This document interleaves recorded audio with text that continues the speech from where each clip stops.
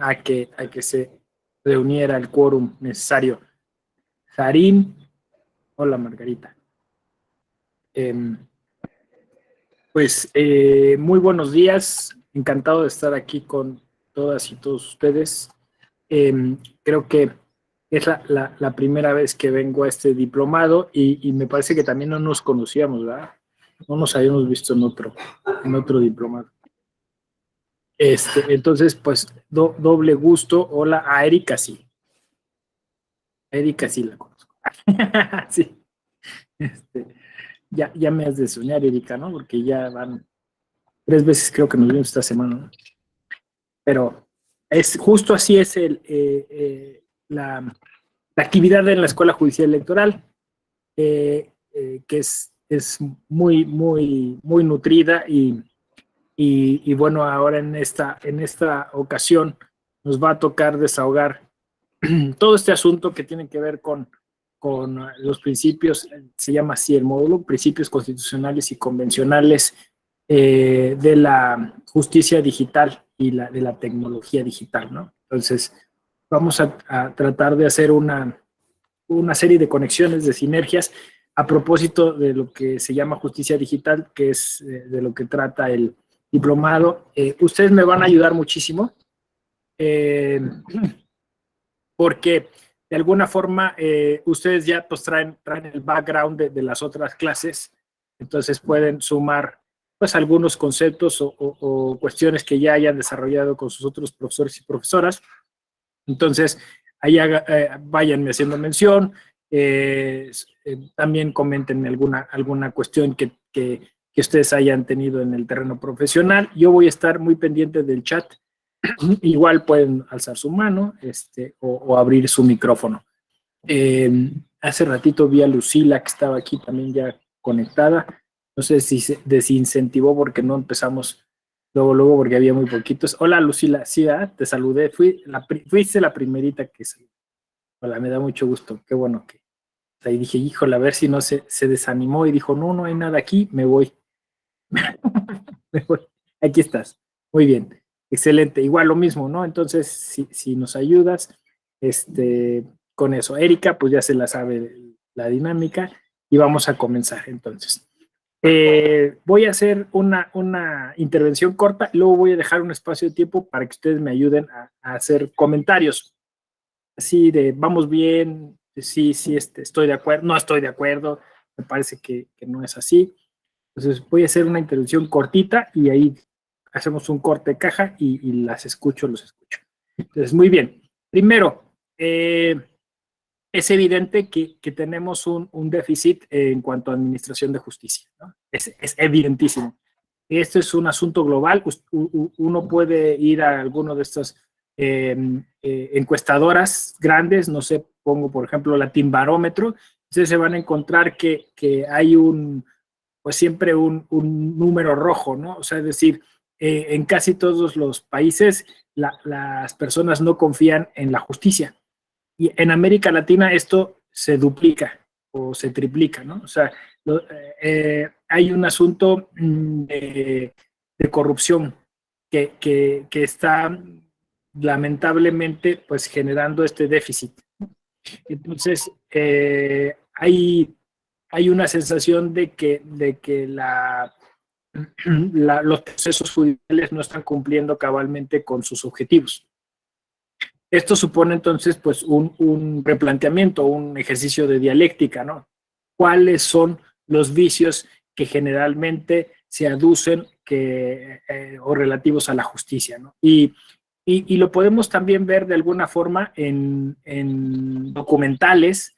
No sé si ustedes ya vieron Historia de 2 secuestros. ¿Vieron Historia de 2 secuestros? ¿No?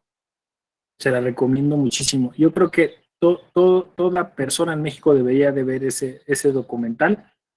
Apenas salió hace un par de meses. Es el mismo director de Presunto Culpable. Entonces es la secuela. O sea, con Presunto Culpable nos presentan todo el problema del sistema de justicia. Entonces, de alguna forma, hay como una especie de parteaguas, porque dicen, bueno, pero todo esto posiblemente va a cambiar porque vamos a incorporar un nuevo sistema, el sistema penal acusatorio, ¿no? pasan años y este mismo director retoma el tema y dice, pues vamos a ver qué pasó con el sistema penal acusatorio, si han cambiado las cosas, y descubre esto, ¿no? Que no ha cambiado nada, o incluso en algunos aspectos ha empeorado, ¿no? Pues esto enciende las alarmas, ¿no? Nosotros llevamos más o menos, fíjense, es que dicho así es durísimo, ¿no? Un cuarto de siglo con la famosa reforma judicial. Ahora, este no es un movimiento exclusivamente mexicano. Por ahí, Hammer Green, que es pues es una analista, una especialista de la reforma judicial latinoamericana, que van a poder ustedes ubicar. Ella trabajó con varias instituciones a nivel global, Banco de México y todo eso, y ella en algunos de sus escritos denuncia esta cuestión que estaba ligada a USAID. No sé si ustedes han oído de ese asunto, ¿no? Casi en México casi no se socializa este tema, pero básicamente se trata de una organización norteamericana que tenía como fin principal generar esta reforma judicial en América Latina. O sea, es un programa de gobierno norteamericano.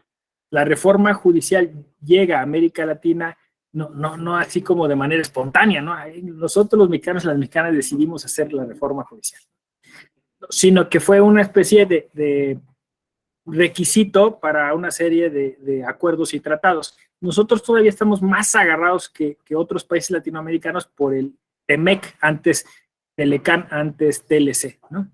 Entonces, fíjense, yo estaba en la preparatoria cuando esto del TLC, ¿no?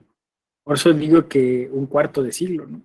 Y entonces, estos tratados económicos y comerciales ponían como requisito eso, reforma judicial, reforma judicial.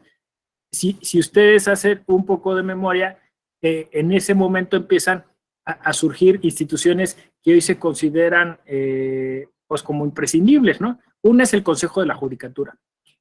Los consejos de la judicatura en América Latina no existían. Entonces se exigía que los poderes judiciales hicieran este esfuerzo por deslindar lo administrativo de lo jurisdiccional. Entonces se siguió el modelo español. Digamos, los de USA dijeron, ustedes háganlo, o sea, lo que nos interesa es que se deslinde.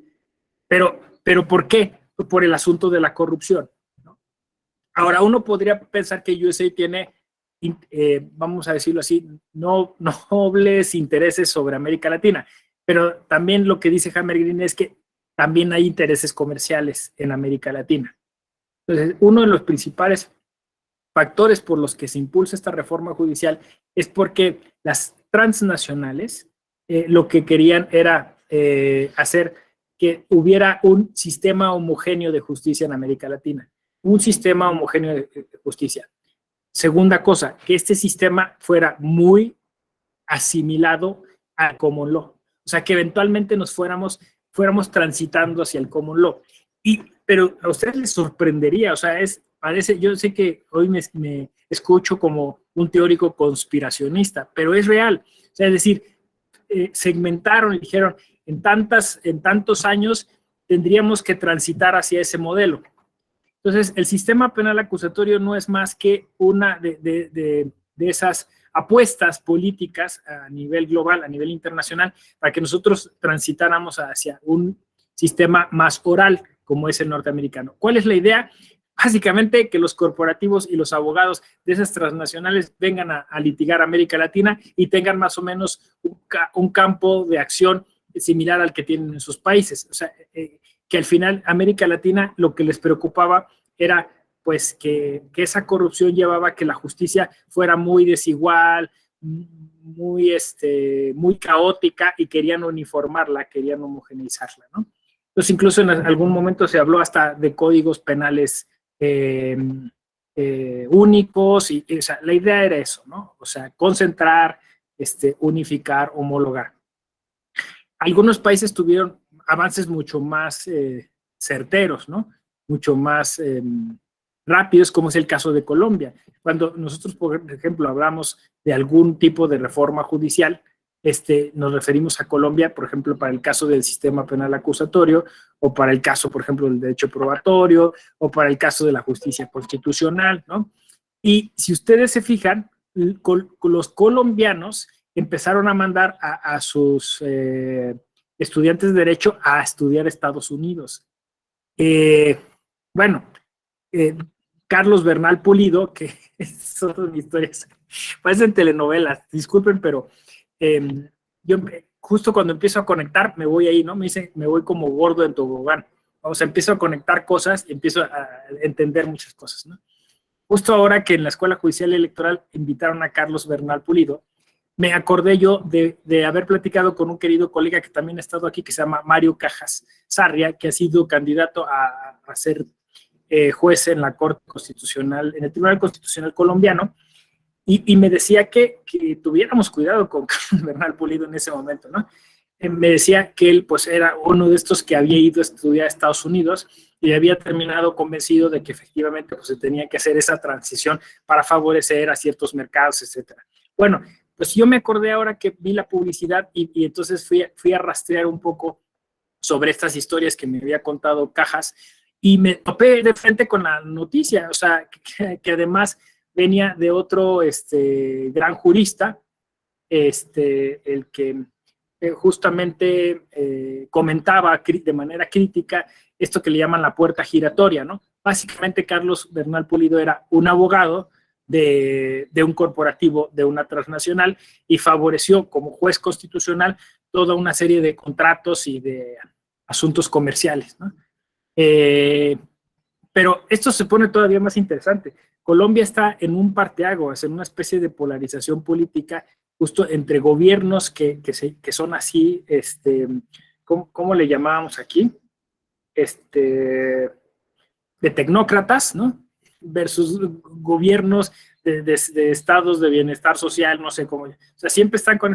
Ahorita tienen un gobierno que es de un tecnócrata y que obviamente, pues eso impacta en toda la política, ¿no? O sea, obviamente tiene que ver todo con lo electoral y eso, pero bueno, vean ustedes, parece una gran conspiración, pero en realidad es que, como digo, va teniendo mucho sentido muchas cosas de esas que hemos ido incorporando a propósito de la justicia, la administración de justicia en América Latina, ¿no? Es el caso que conozco más de cerca, el colombiano, pero, y uno podría decir, pues son casos aislados, pero Perú no canta tan mal las rancheras, ese es el otro sistema que más o menos conozco, y también están igual que nosotros, ¿no? Las otras instituciones que surgieron justo en este contexto del USAID, pues fue el de los derechos humanos, o sea, que hubiera oficinas o instituciones encargadas de la tutela y protección de los derechos humanos y que hubiera pues, reformas constitucionales en este sentido. Como ya dije, está el Consejo y todo el asunto constitucional, o sea, es decir, que hubiera tribunales que se encargaran de la justicia constitucional y que se distinguieran de los tribunales de legalidad. En México esto no ha sido del todo así, o sea, es decir, no hemos logrado esa transición como lo sucedió en otros países, como es el caso de Colombia y Perú, porque la Suprema Corte de Justicia de la Nación pues tiene esta, vamos a decirlo así, esta tradición, ¿no? En donde ha logrado deslindar de alguna manera los asuntos de legalidad y constitucionalidad y asumir ambos papeles, ¿no? Pero siempre está latente la idea de que pudiera haber un tribunal distinto a la Corte que se encargara solo de lo constitucional, ¿no? Por ahí está, bueno, pues obviamente el Tribunal Electoral del Poder Judicial de la Federación, que también funciona como un tribunal constitucional, aunque especializado en temas de derecho electoral, ¿no? O derechos político-electorales, ¿no? Entonces, bueno, esta es brevemente la cuestión. El tema es que muchos de esos objetivos que se plantearon hace un cuarto de siglo no se han cumplido, ¿no? O sea, vamos a suponer que sí se dio este ejercicio, ¿no? De homologación en América Latina. Lo cierto es que quizá lo que no detectaron los norteamericanos y no detectaron nuestros expertos y expertas que los acompañaron, es que América Latina se cuece aparte, ¿no? O sea, tenemos una forma de concebir el derecho que va más allá de lo formal, ¿no?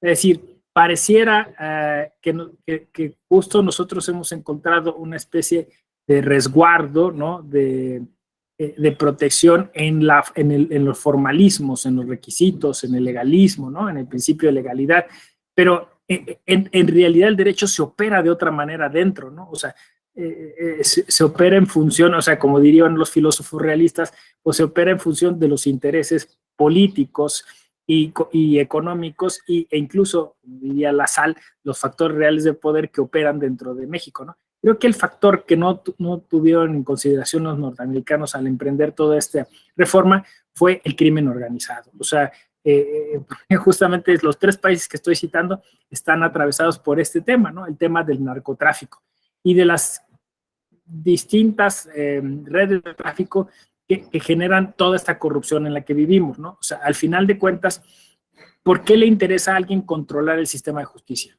La pregunta es eso. ¿A quién le interesa controlar el sistema de justicia?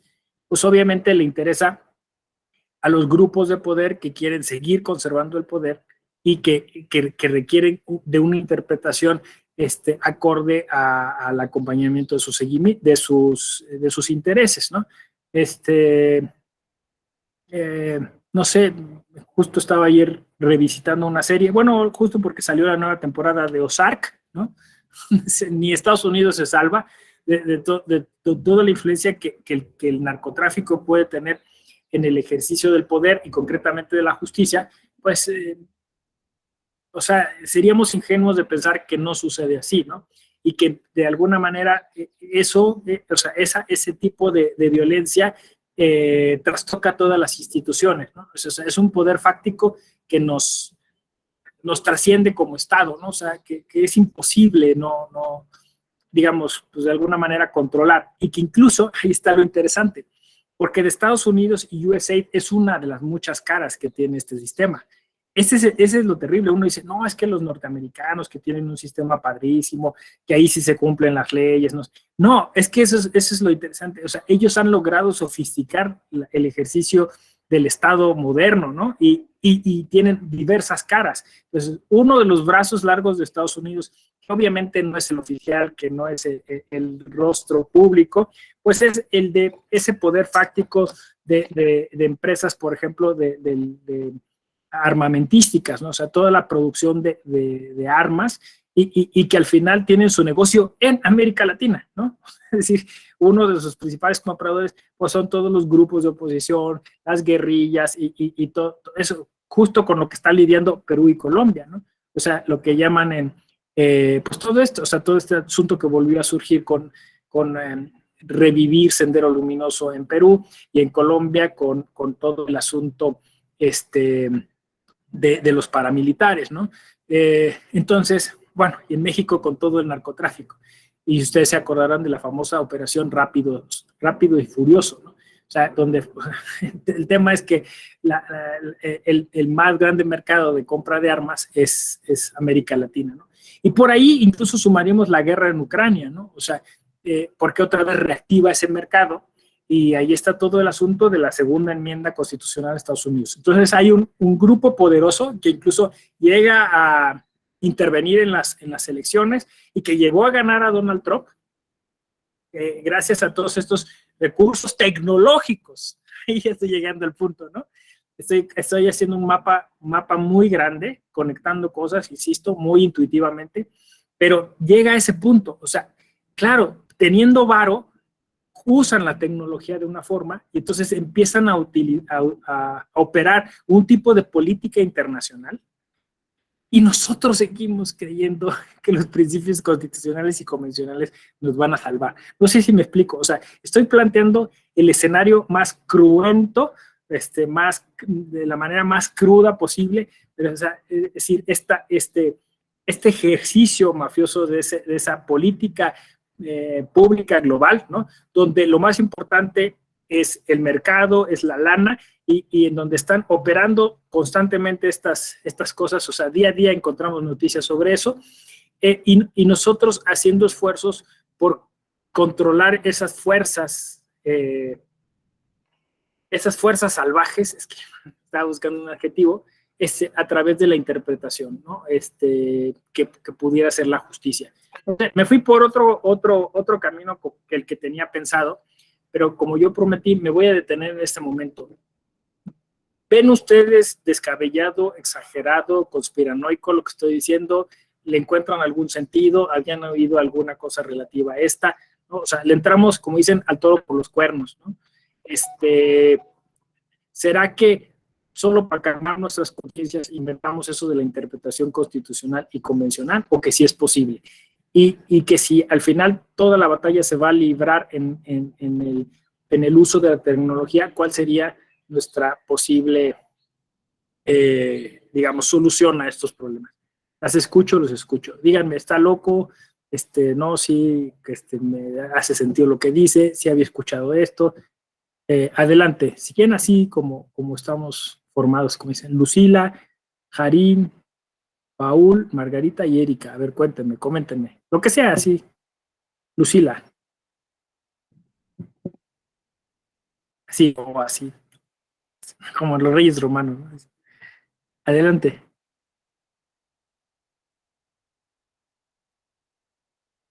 No, se apagó su cámara, ¿no? Bueno, lo tomaré eso como un signo, ¿no? De rebeldía, me gustaría. O sea, pero bueno, positivo, ¿no? No, perdón, es que sí Sí. estoy teniendo un poquito de problemas con No te con preocupes. la transmisión, pero Te les escuchamos. comentaba, estoy muy poco empapada en ese sentido, pero pues yo creo que sí está un poquito complicado el poder revertir el avance que está teniendo todo este tipo de tecnologías, yo creo que para mal, ¿no? Este, pero bueno, no sé si más adelante se pudiera implementar algo que en efecto pudiera servir para frenar todo este tipo de avance tecnológico que se está utilizando para perjuicio, ¿no? Esa sería mi participación, maestro. Gracias, Lucila. Todo suma, ¿eh? Efectivamente, o sea, me dices, perplejidad, ¿no? O sea, ya que lo escucho así, me suena, algo complejo, ¿no? Y me suena que es difícil, ¿no? Contrarrestarlo. Muchas gracias. Karim. Sí, buenos días, compañeros. Pues yo creo que todas las tecnologías las debemos aplicar desde mi punto de vista para algún beneficio, ¿no? En todo. Hay muchas ocasiones que pues sí, desafortunadamente las aplicamos a algunas cuestiones que no son benéficas para el futuro, pero yo creo que, bueno, en lo que es el sistema judicial, sí ha tenido suficientes mejoras que nos han permitido de cierta forma pues ir avanzando en toda esta cuestión de o por ejemplo, los juicios en línea que ahora hay. No debió, bueno, desde mi punto de vista, las tecnologías, si son bien aplicadas, yo creo que es un buen avance en todo el sistema de justicia. Es mi participación. Muchas gracias. Creo que sí, ese es el camino. O sea, primero tomar conciencia, ¿no? O sea, del problema, y creo que el hecho de que ustedes estén en un diplomado de esta naturaleza es esperanzador, ¿no? O sea, es decir, que podríamos presumir de alguna manera que eventualmente, pues, por esta vía, racionalizando las cosas, adelantándonos quizá, haciendo algo de perspectiva, podamos plantear algunas posibles soluciones. Muchas gracias. Paul. Hola, buen día a todos, José Ramón. Bueno, yo pienso que siguiendo el mismo discurso, las tecnologías van a obedecer también y van a atender a los intereses políticos de quienes las incorporan. Pero nos va a tocar ya no un daño colateral, sino un beneficio colateral a quienes lo utilizamos, y estas tecnologías van a hacer avanzar, como nos ha tocado ver si no ha tenido los propósitos más nobles, finalmente nos subimos al barco y buscamos para la generalización los mayores beneficios, ¿no? Creo que eso nos va a servir de mucho y vamos a poder avanzar así, aunque obedezca a otro tipo de propósitos. Gracias. Ok, sí, claro, ¿no? O sea, al final, pues, la buena voluntad, ¿no? Porque de todas maneras, como dices tú, los malosos van a seguir haciendo las suyas y van a tratar, ¿no? De pervertir el sistema, tratar de, pues, de nosotros hacer algo para revertirlo, ¿no? Y de alguna forma, como dice, ¿no? Somos más los buenos que los malos, ¿no? O sea, yo creo que la suma de todos nosotros pueda contrarrestar en alguna medida eso, ¿no? Margarita. Buenos días, ¿me escuchan? Perfecto, fuerte y claro. Bueno, yo nunca había estado en un diplomado ni curso sobre justicia digital, pero considero que es un avance porque pues creo que es muy necesaria la tecnología hoy en día. Y conforme va avanzando, pues hay que actualizarnos. Gracias. Perfecto, sí, claro, y gracias igual por esa experiencia, es decir, no, pues yo no había estado en un, ¿no? O sea, no me imaginaba cuáles eran los temas, ¿no? Al final, lo interesante de un diplomado como el de la Escuela Judicial Electoral es que los perfiles de los profesores y las profesoras son muy distintos, ¿no? Y entonces vienen a sumar distintas perspectivas. Este diplomado en concreto lo diseñó el doctor Raúl Ávila, entonces Raúl Ávila trae como este input, ¿no? De lo digital y me parece adecuado porque es súper novedoso. Estamos apenas en pañales entrando a esta idea de tener juicios en línea y entonces básicamente pues se constituyen ustedes como en una especie de punta de lanza, ¿no? O sea, es decir, ustedes están estudiando el futuro, ¿no? El futuro que ya es hoy, ¿no? Como dice Café Tacuba.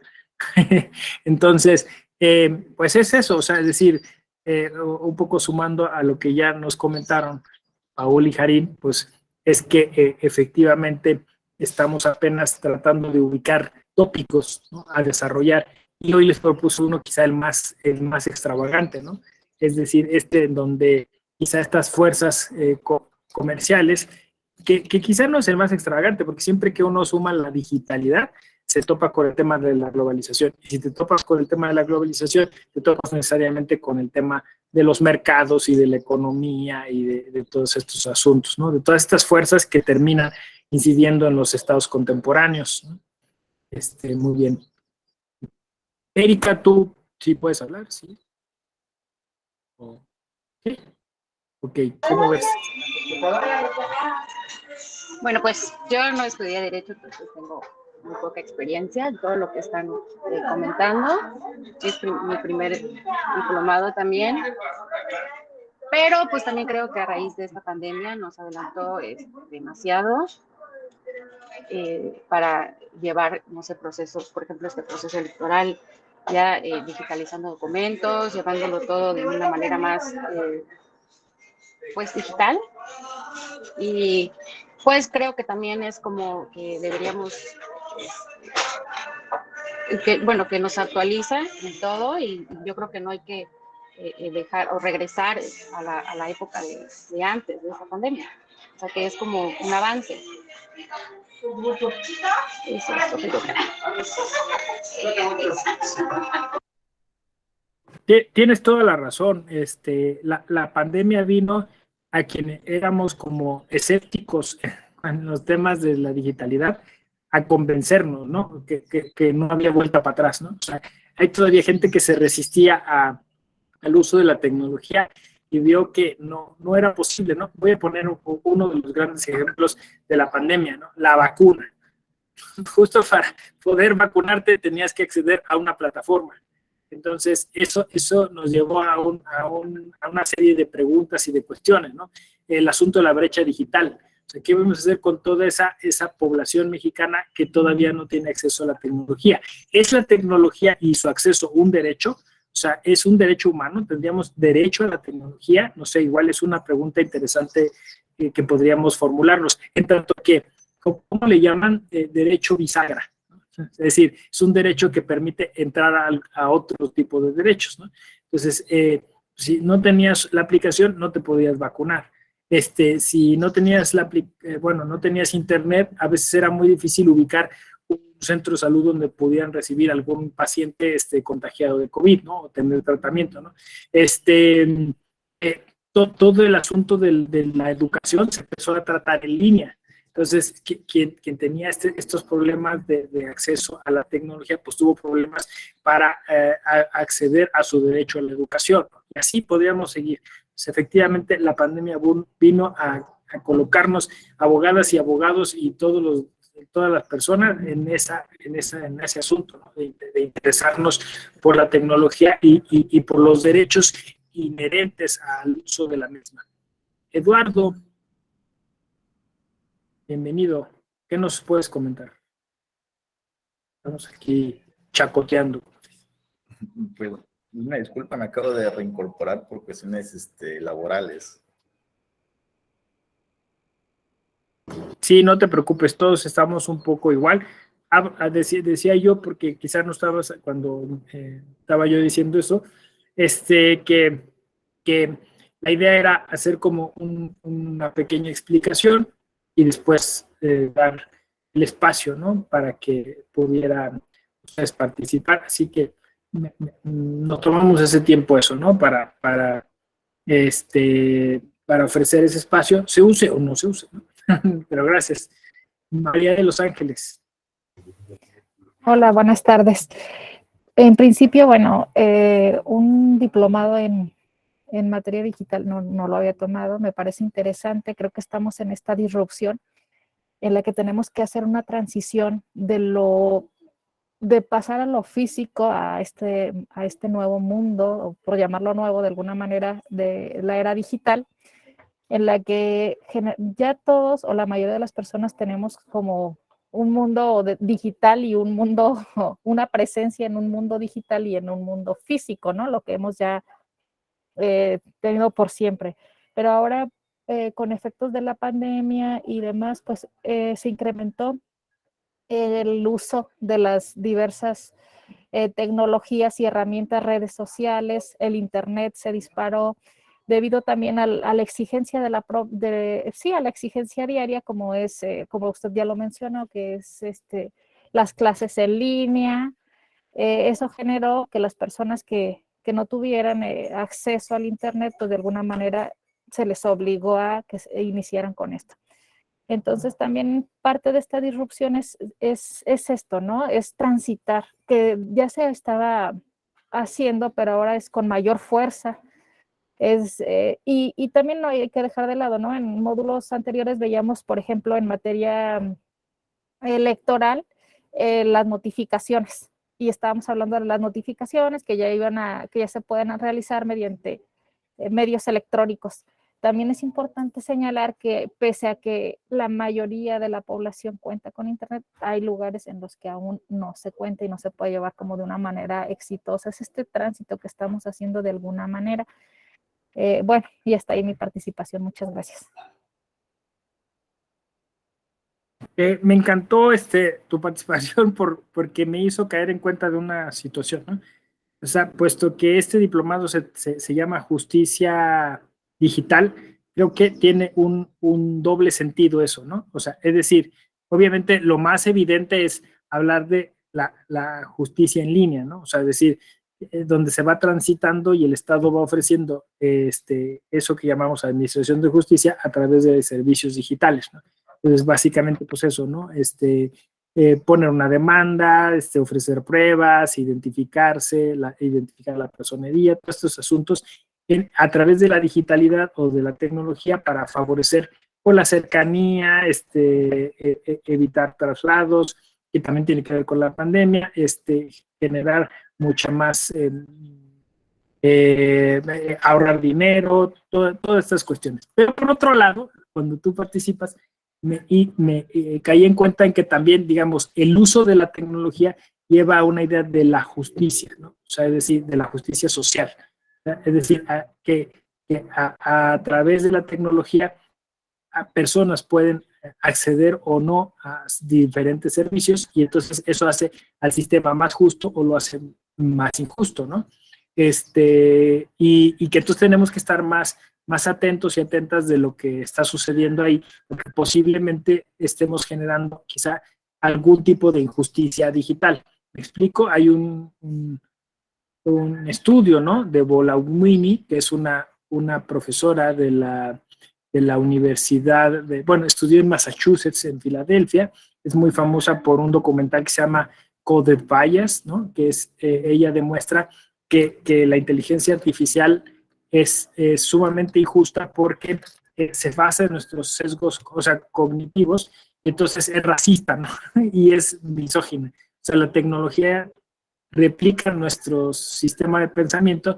Entonces ella demostró que hay esta discriminación digital. Entonces hay empresas que, por ejemplo, compran algún software para contratar a personas y el software lo que hace es discriminar, por ejemplo, a mujeres o discriminar a personas que tienen la tez más oscura y entonces lo saca, ¿no? Y entonces ella creó una cosa que se llama justicia algorítmica. Está bien interesante, ¿no? Entonces, ella habla de eso, ¿no? O sea, es decir, de una liga de la justicia algorítmica, donde básicamente, pues van por ejemplo, fueron creo que a un condominio, fraccionamiento, y pues se dieron cuenta de que ahí había unas cámaras que estaban conectadas a una central digital, en la cual supuestamente pues era para los datos biométricos, pero ese sistema discriminaba. Entonces, pues hicieron un seguimiento judicial y lograron quitar ese sistema porque al final pues no les permitía, por ejemplo, creo que el acceso al condominio a las personas afroamericanas y pues ahí detonó todo un asunto, ¿no? Entonces, creo que tiene esas dos vertientes, ¿no? O sea, es decir, lograr que la tecnología, el acceso y uso de la tecnología sea justa y que a través de la tecnología accedamos a los sistemas de justicia. Creo que tiene esas dos connotaciones. Suemi, ¿algún comentario que nos quieras regalar? Estamos así como en la parte de retroalimentación. Ok, bueno, a raíz de la pandemia yo creo que debemos tener en cuenta que ya es necesario contar con una forma de trabajar jurídicamente de manera digital, y eso implica que la institución igual debe de darnos esas herramientas. Las pruebas se deben digitalizar, pues las normas hay digitales, no hay tanto el problema, pero también tuvimos temas anteriores en donde se podría llevar como otros estados de manera mixta, que yo me apego más a ello. Una manera mixta sería que podrías en un momento dado trabajar en tu casa de manera digital, pero igual requerimos de un expediente físicamente y podríamos venir unos días a la institución para poder revisar ciertas pruebas que sean necesarias, ¿no? Y que hay expedientes a veces muy voluminosos que sería bueno estar presentes y verlos de manera ya física. E igual para nosotros las madres profesionistas pues nos da una manera más adecuada que llevamos doble rol en nuestra vida profesional, tanto que somos madres como también somos profesionistas, que sería muy bueno implementar de manera mixta. Igual para la institución, pues económicamente pues, es menos costoso, ¿no? Pero pues igual para nosotros nos genera más cosas en esta casa, ¿no? Pero sería bueno implementar de manera mixta, desde mi punto de vista. En otros países actualmente lo han estado llevando. Pero es complejo, definitivamente es complejo, pero pues en un momento vamos a llegar a eso, ¿no? Es un camino que estamos yendo poco a poco, paso a paso, no desesperarse. Y si bien es correcto lo que dice mi compañera, que es complejo porque pues no todos tenemos los medios, sobre todo el internet, aquí en la ciudad, nosotros estamos en la ciudad, pues sí, tenemos gracias a Dios tenemos el internet, tenemos esa forma de poder comunicarnos, pero hay municipios que todavía no cuentan con internet. Entonces, lo primero yo creo que se debe implementar es que ya el Internet ya es necesario, ya no es un derecho que deben tener toda persona, todo alumno, porque actualmente hay clases en línea. Entonces, lo primero es que el Estado lo ponga como un derecho y ya posteriormente ir avanzando en cuanto a tener una justicia digital, desde mi punto de vista.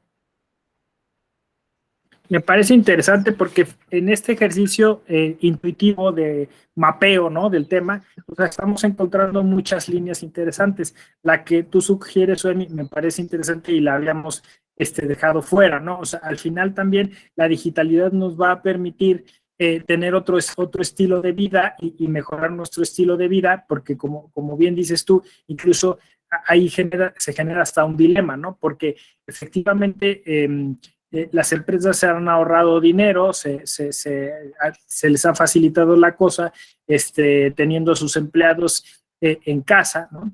Pero obviamente eso genera injusticias porque pues entonces ahora a esos empleados se les ha trasladado el costo de adquirir un servicio de internet, de tener una computadora de tal o cual nivel, y entonces eso más bien le genera obligaciones para las empresas, sean privadas, o sea, del Estado, para dotar a sus empleados y empleadas con este tipo de tecnologías, darles dinero para contratar el internet, y también por otro lado poner de alguna manera algunas reglas, ¿no? Porque como dicen, la office se fue al home, ¿no? O sea, el tema es que dice, ay, qué padre estar en casa, pero pues resulta que entonces te contactan a cualquier hora, en cualquier momento, porque pues, estás en tu casa, ¿no? O sea, en teoría tienes que estar en tu casa, ¿no? Y entonces, sobre todo en el caso pues de las mujeres, ¿no?, que pueden sufrir acoso laboral, porque pues por los roles y por cómo se encuentra la sociedad hoy organizada, pues se les carga la mano, ¿no?, a las mujeres y tienen que tener ahora el triple o cuádruple de trabajo. Dices tú, un sistema mixto que ya se está operando, no sé, en países como Francia, que ya se está regulando al respecto, ¿no? Que implica, como decía yo, obligaciones para las empresas o los dadores de trabajo, y poner, pues, claras las reglas de cómo va a operar, ya sea se le llaman mixto o híbrido, ¿no? Y que, pues, básicamente aprendamos de la coyuntura, ¿no? Y entonces empecemos a generar más justicia, ¿no? Superando la brecha digital. Sí, y si vamos en un momento dado, el Estado determina que sea híbrido, pues sí sería bueno que ya en el Internet sea un derecho, que si nos van a dar una obligación, pues también necesitamos tener un derecho. Y ese derecho es tener desde los municipios hasta la ciudad Internet, que ya no sea un costo. ¿Sí? Entonces sí habría una justicia digital, es un paso a seguir, ¿no? Que con la pandemia nos dimos cuenta que sí se requiere, porque ahorita es un tipo de pandemia que lleva muy difícil, no sabemos qué vaya a pasar más adelante.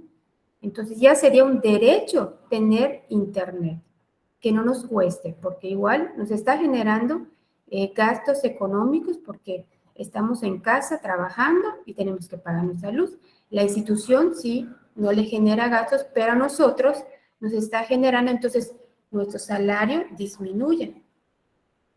Entonces, creo que es un paso a seguir, siempre y cuando también que nos den un derecho de manera digital. Si vamos a llevar una justicia digital, requerimos también de derecho. Entonces, que no pierdan de vista eso.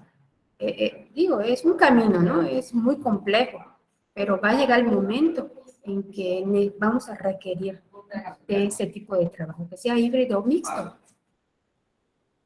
Sí, tienes razón, ¿no? O sea, en ambos casos, ¿no? O sea, en el de generar una justicia en el uso de la tecnología y en el de la justicia dentro de la tecnología, necesitamos garantizar el servicio de Internet, ¿no?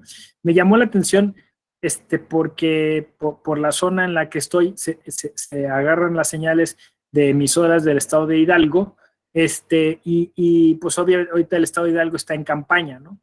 Y me ha tocado pues fletarme los promocionales de la candidata y los dos candidatos, y me llamó la atención que en sus propuestas, ¿no?, o promesas de campaña está lo del servicio de Internet, ¿no? O sea, está muy marcado eso, no sé si, y si me eligen a mí, prometo poner internet en todo el estado, ¿no?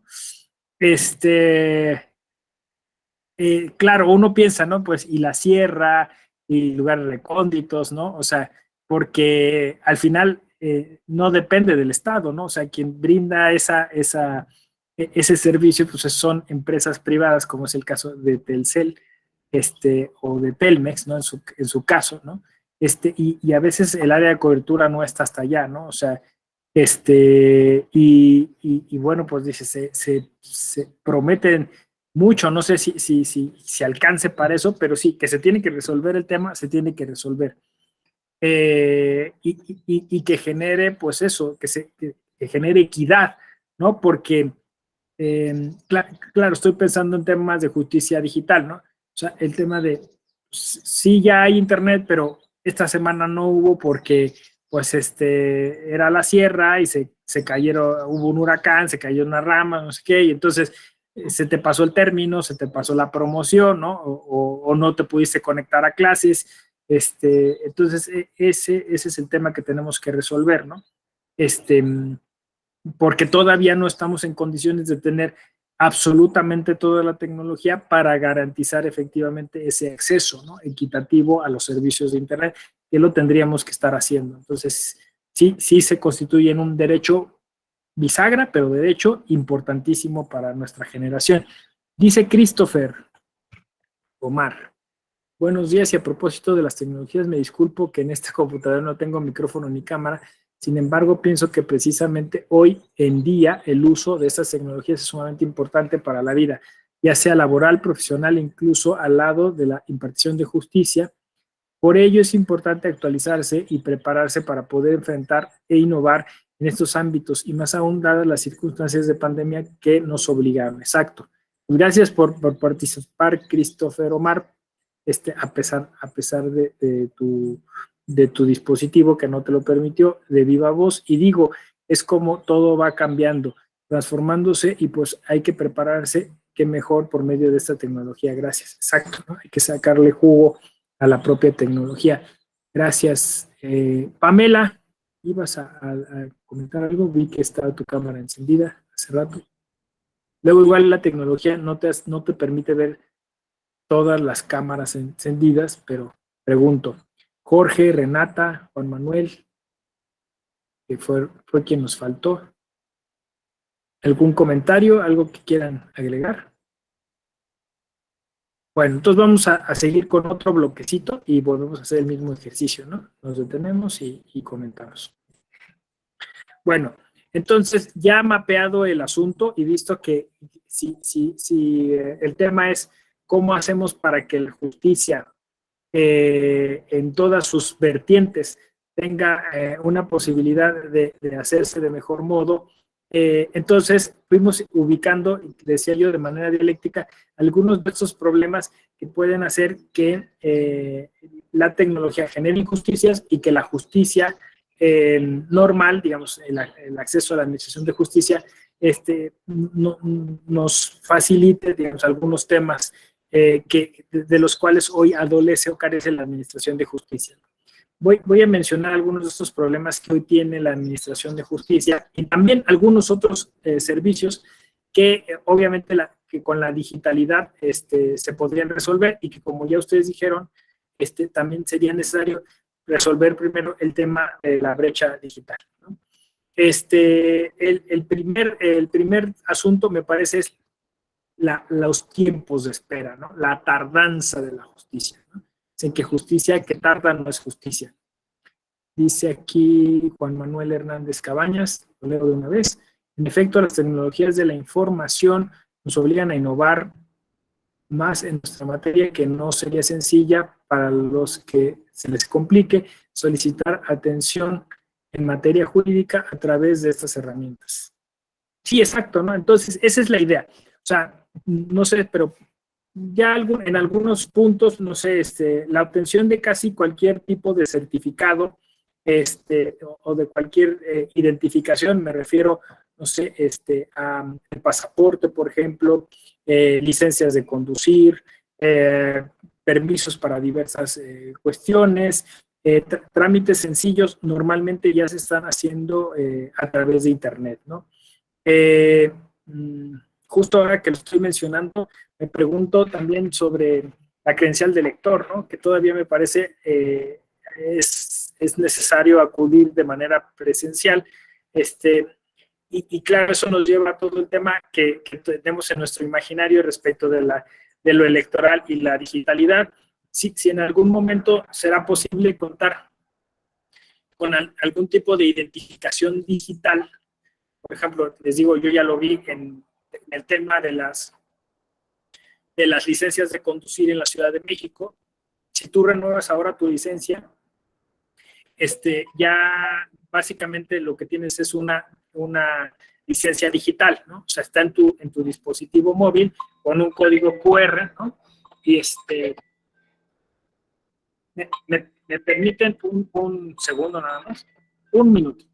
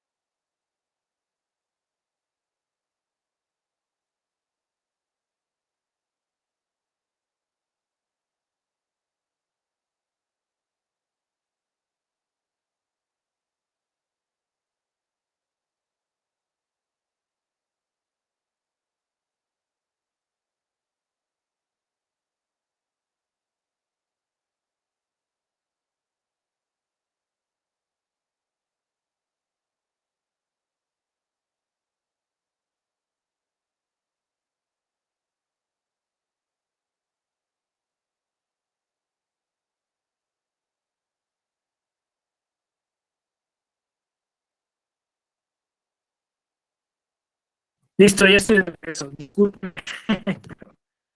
Era una llamada que estaba esperando desde el sábado y no contestaba esta persona y bueno, pues ya, me marcó ahorita. Muy bien. Entonces, seguimos con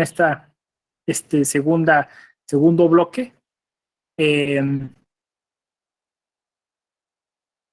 Estoy leyendo aquí. Ya. Juan Manuel Hernández complementó, o para iniciar una demanda o darle seguimiento a un juicio en particular. Bueno, entonces decía yo que teníamos este tema de la tardanza, ¿no? O sea, los tiempos en la justicia son terriblemente largos y claro, digamos, la tecnología ha ayudado a, por ejemplo, a generar algún tipo de uso de bases de datos para poder acelerar de alguna manera también los tiempos de respuesta, ¿no? Y los tiempos en la distribución de las cargas de trabajo dentro de la justicia, pero la justicia sigue siendo lenta. En materia electoral, por los tiempos tiene que ser un poco más rápida, pero aún así la tecnología obviamente serviría para evitar traslados, como ya se mencionaba, ¿no? Entonces, el identificar estos temas, por ejemplo, ese de la tardanza en la justicia o el exceso de requisitos, ¿no? Lo que llaman la burocratización de la justicia, todo esto nos ayuda a identificar después, cuando el día de mañana veamos estos principios constitucionales y convencionales, qué es lo que están diciendo las los distintos tratados internacionales, convenciones, protocolos, a propósito de la relación entre tecnología, justicia y de alguna forma también todo el tema de las redes sociales, ¿no? Entonces, mañana, por ejemplo, pues vamos a identificar dentro de estos temas un poco lo que llamamos acceso a la justicia, ¿no? O sea, cómo el acceso a la justicia es un tema prioritario y primordial dentro, por ejemplo, de la agenda de la Organización de Naciones Unidas y concretamente de la región en América Latina, ¿no? Entonces, es un tema que constantemente y recurrentemente se está tratando de revisar porque la justicia, pues, como ya lo mencionábamos, suele ser selectiva, ¿no? Por ejemplo, ese es otro tema que estamos ubicando, ¿no? La digitalidad ayudaría a que comunidades que se encuentran marginadas, que se encuentran alejadas, pudieran acceder de manera más sencilla y fácil a la justicia, ¿no? Entonces, pues de alguna forma, todos estos protocolos están tratando de enfatizar los problemas, reconocerles y darles solución, ¿no? Hay todo un asunto que tiene que ver con la inclusión, ¿no? Entonces, por ejemplo, hay otro diplomado que es el de justicia inclusiva, en donde también se trata de alguna manera este tema y tiene como una relación muy cercana a la justicia digital, ¿no?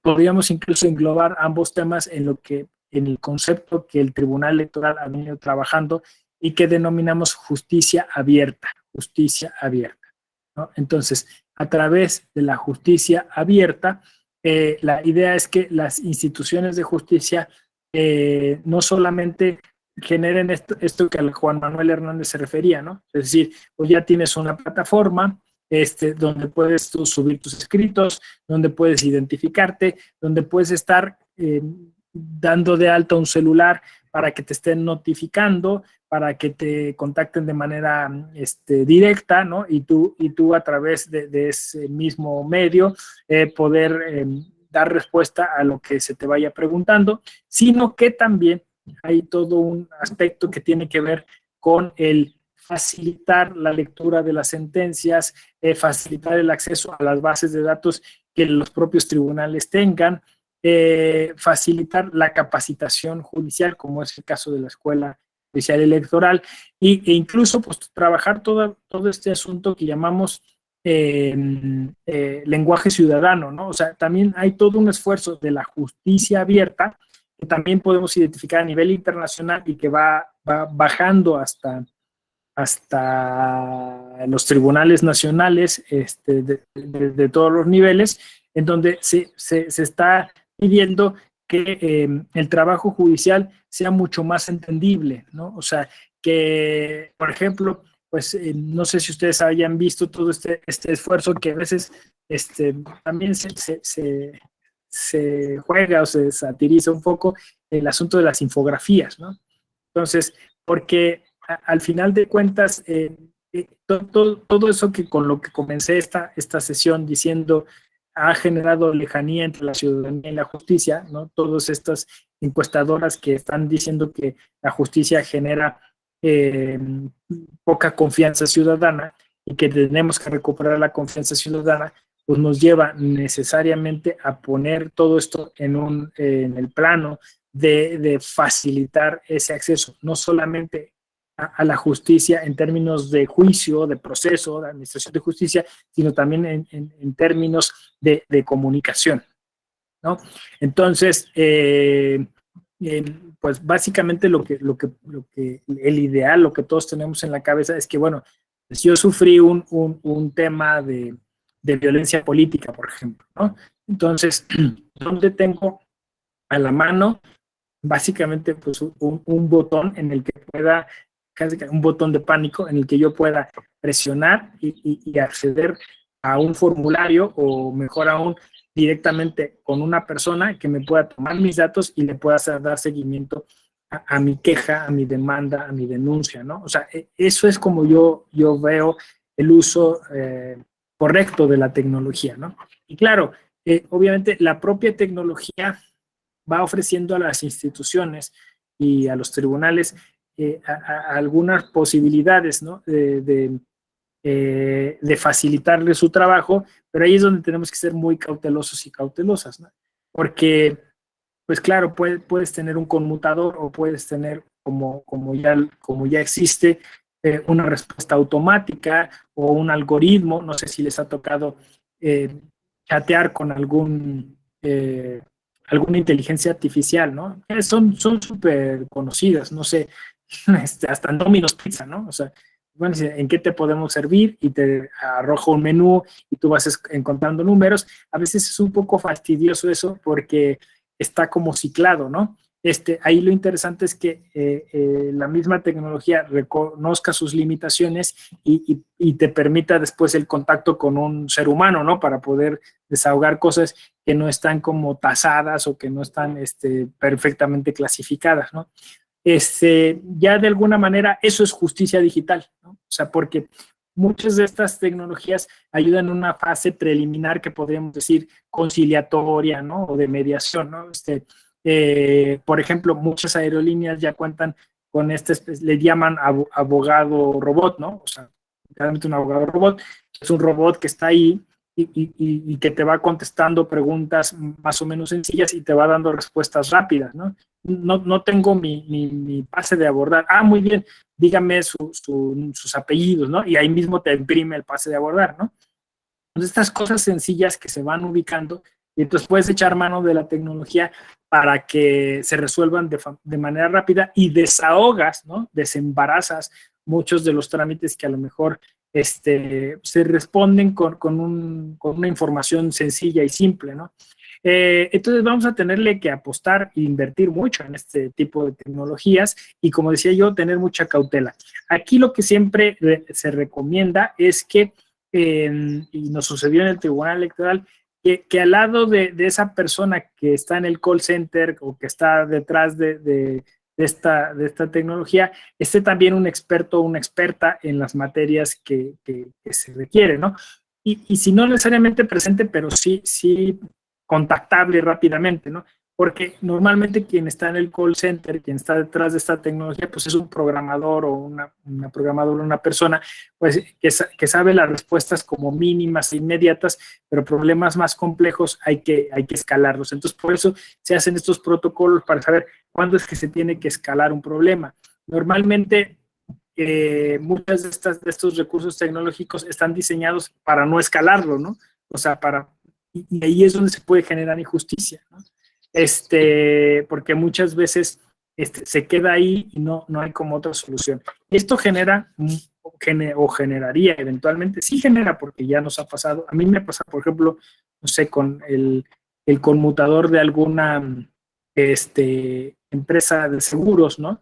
En donde pues nunca te contestaba nadie en persona, ¿no? Entonces, pues básicamente esto te genera más enojo, ¿no? Porque, o sea, tú quieres resolver el tema y nada más están llevando de un lado a otro la famosa inteligencia artificial, ¿no? Entonces, me parece que estamos como en una especie también de diatriba o de dilema en donde incluso hasta te hacen al final una encuesta de calidad, ¿no? Calidad del servicio. ¿Será que la Administración de Justicia, ya sucede en algunos lugares, ¿no? Tenga que sufrir un examen de calidad de servicio, ¿no? O realmente más bien tengamos que tener mucha más atención de que se trata de personas, ¿no? Y que el uso de la tecnología tiene que servir para ayudar, no para volverte desobligado o deshacerte de un compromiso que tienes. Este tema es muy delicado porque, como dije, el acceso a la justicia es uno de los derechos más importantes de nuestros sistemas contemporáneos, ¿no? Básicamente, si se juega con él, pues se corren riesgos gravísimos, ¿no? O sea, de deslegitimar al propio Estado, ¿no? Y los principios convencionales ligados a estos son muy puntuales en ese aspecto. ¿Por qué? Porque tú puedes crear la ilusión de que efectivamente tienes un proceso, tienes un procedimiento, y en realidad nada más es un trámite burocrático, pero está demostrado que no tienen la finalidad de llevarlo a buen puerto. Por eso, dentro de estos principios que ya empezó a adelantar, aunque el día de mañana veremos con puntualidad, se habla de acceso a la justicia eficaz y efectivo, ¿no? Eficaz y efectivo, porque ¿pudiste acceder a la justicia? Sí, pero no me resolvieron nada, ¿no? Entonces, no es básicamente solo acceso a la justicia, ¿no? Sino es que cumpla con unas características y que al final tenga un estado de satisfacción. Insisto, ahí estamos en un dilema, porque esta satisfacción se puede entender como un servicio, aunque sí es un servicio público, pero también se tendría que entender en términos de ética, ¿no? De ética judicial, o sea, en términos de profesionalización, de excelencia, como marcan nuestros códigos de ética, que también hay un código de ética iberoamericano que nos rige y que también tiene que ver con tecnología, como veremos mañana, ¿no? Hay toda una plataforma iberoamericana dedicada a la justicia y la tecnología. Desgraciadamente está en ciernes entre que la pandemia, las reuniones de la cumbre judicial iberoamericana, pero está todo atorado. Mañana de todas maneras vamos a revisar toda esa infraestructura, ¿no? Que incluso yo diría debería de haberse acelerado más justo con la pandemia, ¿no? Pero pues yo estoy constantemente monitoreando y no veo todavía grandes avances. Sería interesante mirarlos, ¿no? Entonces, acceso a la justicia plena, acceso pleno a la justicia, eso es lo que marcan los principios convencionales, ¿no? Y me parece que de alguna manera inundan a todo el sistema constitucional y de alguna forma en lo electoral esto ha sido muy puntual, porque México recibió una sanción muy pronto por el caso Castañeda-Gutmann, ¿no? Ustedes recordarán que una de las sentencias de la Corte Interamericana fue eso, ¿no? Es decir, en materia electoral parece ser que no llegas a tener un procedimiento adecuado a propósito del JDC, ¿no? Entonces, ya aprendimos, digamos, a la mala, que no basta tener medios de impugnación electoral, ¿no? Sino que tienes que tener medios de impugnación que sean accesibles, medios de impugnación que sean entendibles, medios de impugnación que verdaderamente garanticen esos derechos, porque si no, entonces, ¿de qué modo, no? Y quizá, no sé, nos tardamos, quizá fue a tiempo, pero ya al menos tenemos un juicio electoral en línea. Nos hemos tardado porque solamente es posible materializar 2 medios de impugnación, ¿no? Cuando en realidad deberíamos de implementar muchos todos los medios de impugnación, si ya le apostaste a la justicia digital. Yo en algún momento dije, al final, ahorita el juicio electoral en línea está a un nivel de piloto, ¿no? O sea, yo sé que ya está ahí, pero se está apenas piloteando porque, pues, al final, de alguna forma, estamos aprendiendo de los dos lados, ¿no? Es decir, nosotros a operarlo y los usuarios a tratar de entenderlo. Entonces, todo eso es novedoso. Casi al mismo tiempo que surgió el juicio en línea electoral, surgió el juicio en línea en la Suprema Corte. Por ahí con una colega, Erika Yasmín Zárate de la Suprema Corte, hemos trabajado ese tema, ¿no? Porque justicia en línea, como bien dice ella, no es que puedas mandar algunas promociones por correo electrónico, ¿no? Sino supone tener toda una plataforma completa en la que se puedan desahogar las distintas fases del proceso o los procedimientos a través de ella. Y quizá el tema más escabroso, complejo, es el tema de la fase probatoria, ¿no? O sea, ¿cómo haces para que estas pruebas digitales tengan cabida dentro de ese proceso, ¿no? Entonces, Por ahí es donde se ha estado trabajando. Insisto, ustedes son la punta de lanza de un gran cambio paradigmático en la concepción de la administración de justicia y me da mucho gusto que, bueno, pues nos encontremos en un curso como este para tratar de encontrar algún tipo de solución a todos estos problemas que se vendrán en lo subsecuente. Bueno, hasta aquí entonces cierro este segundo y pequeño bloque. No sé si quieran compartirnos alguna cuestión. ¿Ustedes ya experimentaron el juicio en línea electoral? O sea, ya le picaron, ya vieron, se dieron de alta, accedieron, ¿no? No sé, cuéntenme. ¿Qué me cuentan? Jarín, Paul, Erika.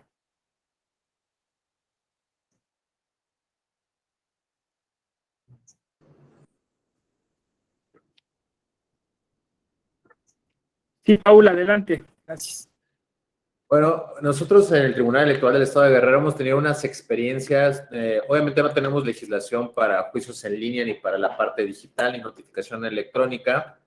Sin embargo, hemos dado cabida a algunos procedimientos, digamos, inicialmente estamos como pioneros en esta parte, sobre todo con un partido político en particular, con Morena, donde todo su procedimiento al parecer es en línea. Entonces, hemos tenido que la queja se presenta en línea, que la parte actora da un correo electrónico para la notificación, y cuando ya viene nuestro trámite, hemos tenido que decidir esta parte sobre si lo llevamos en línea o hacemos los requerimientos a la autoridad responsable y demás.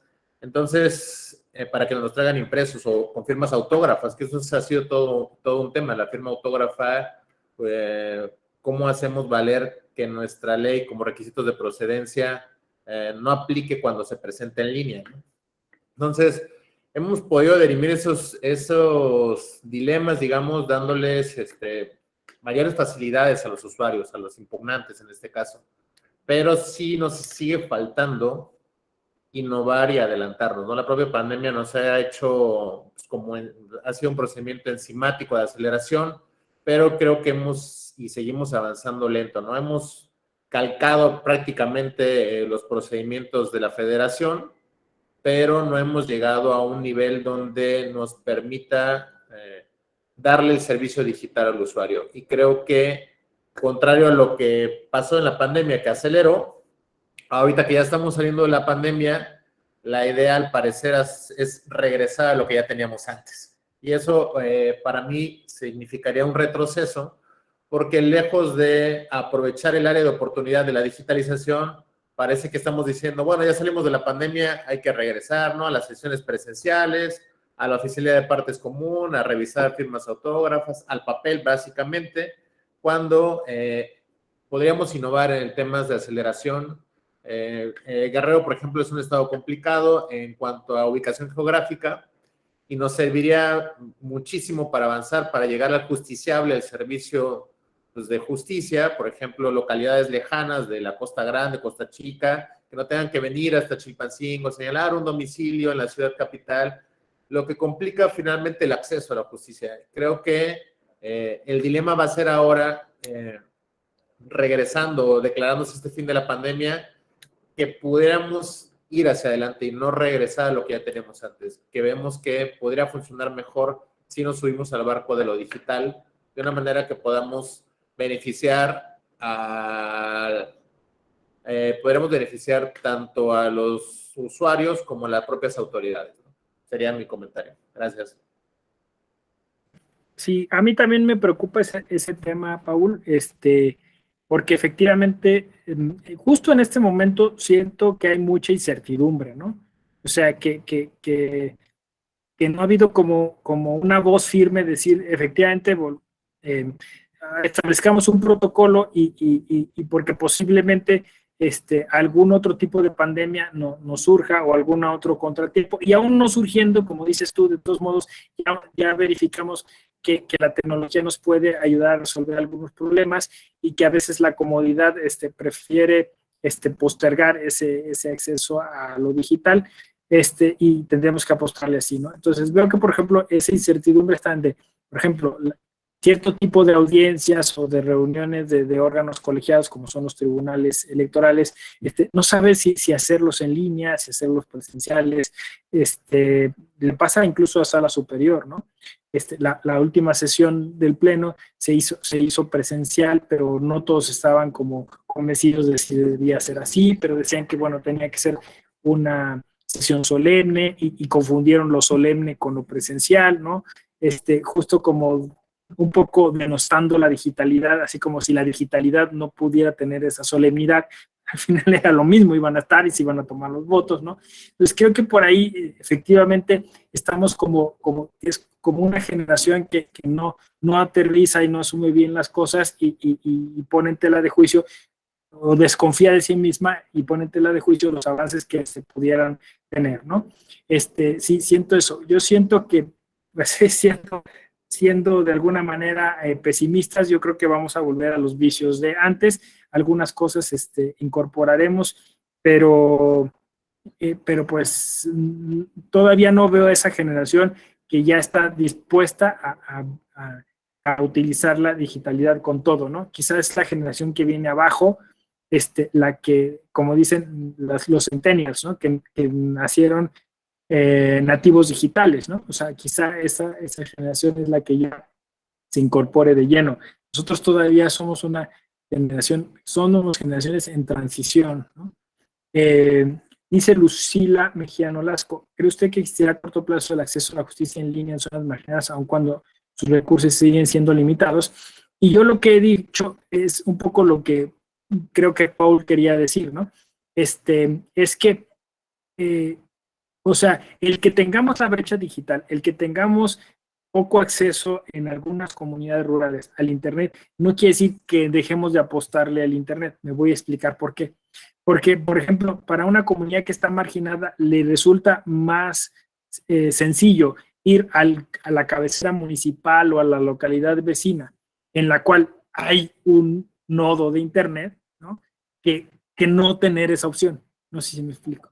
Es decir, al final, si yo soy un miembro de una comunidad marginada y tengo que meter un medio de impugnación, me es más sencillo ir 2 o a 3 o las horas que sean a la siguiente computadora, que normalmente no es tan lejos, ¿no? O sea, siempre, como yo lo que he verificado es lo que llaman el Internet aéreo, ¿no? Entonces, a través de antenas se va repartiendo la información y llega a un lugar en donde hay una computadora. Entonces me es más fácil llegar ahí y interponer mi impugnación que irme hasta Sala Jalapa o irme a Sala Guadalajara o irme a Sala Monterrey, ¿no? No sé si me explico, o hasta la Ciudad de México en su caso, ¿no?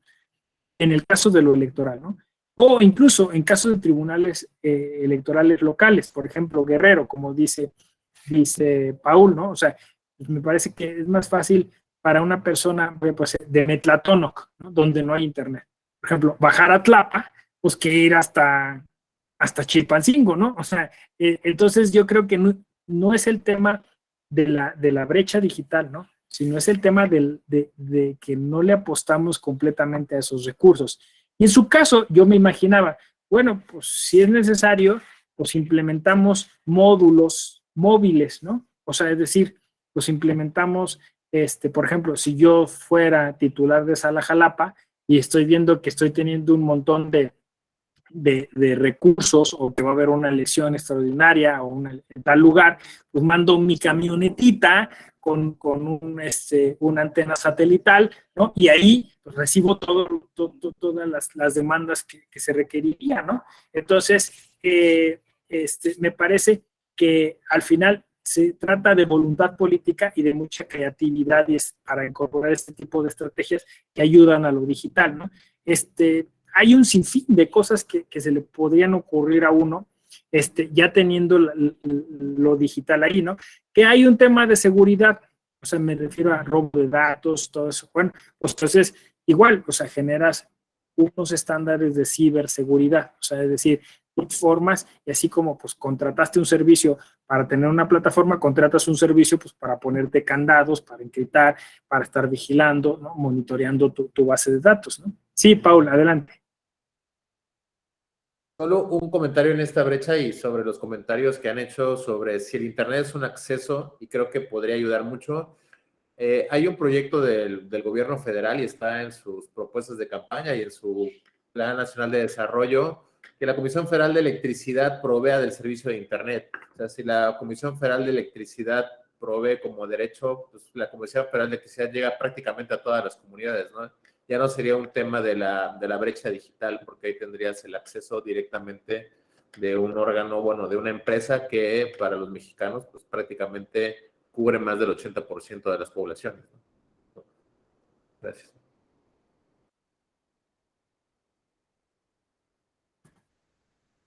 Sí, así es, exacto, ¿no? Entonces, efectivamente, ¿no? O sea, seguramente nos vamos a topar con que hay zonas en las que por más esfuerzos que hagamos, el Internet no va a llegar en los próximos 10 años, ¿no? O sea, eso es un hecho, ¿no? Pues nos vamos a topar con zonas de intermitencia y eso, pero claro, justo estas estrategias es lo que permitiría tratar de llegar a las más personas posibles, ¿no? Ese creo que es como la idea que yo tengo en la cabeza y que pasó, por ejemplo, nos pasó, por ejemplo, con el tema a mí me tocó estar un poco dándole seguimiento al tema de Marichuy, ¿no? O sea, de cómo se estuvo pidiendo el apoyo ciudadano para poder alcanzar la candidatura independiente, ¿no? Cuando eran aspirante, y nos topamos con este tema, ¿no? De que la aplicación que se eligió no fue del todo correcta y no funcionaba, y en la marcha se fue subsanando, el Tribunal Electoral dijo que eso no fue suficiente, pero ahí nos topamos justo con ese asunto, ¿no? Donde quizás se previó poco y entonces se requerían celulares de un tipo de gama que básicamente las personas indígenas no tenían, ¿no? La aplicación solo servía estando conectado en línea, después se subsanó y ya no se dijo, bueno, que la aplicación podía recabar toda esta información y después cuando estuviera conectada en línea subirla, que era lo correcto. Entonces no fue una aplicación amigable. Entonces aprender de esas experiencias y acceder a softwares que se prueben anticipadamente, como fue el caso de lo que se hizo con la votación en el extranjero que algunas entidades federativas tuvieron en el último, en la última elección y que funcionó muy bien. Entonces, pero claro, bueno, estaban casi todos en Estados Unidos, hubo un preregistro el día de la votación, pues votaron a través de este software, no hubo ninguna falla ni que se robaran información, creo que funcionó bien y experimentar con eso, ¿no? Esa sería mi recomendación. Bueno, alguna cosita más que quieran agregar. Gracias por participar, estuvo muy bien. Lo vamos a dejar hasta aquí, mañana le vamos a seguir. Tenemos todavía mucho tiempo para desahogar este tema. Les agradezco mucho que se hayan conectado hoy. Gracias, Lucila. Gracias, Jarín, Erika, Paul y las demás personas que también colaboraron con Juan Manuel, con sus comentarios y hacer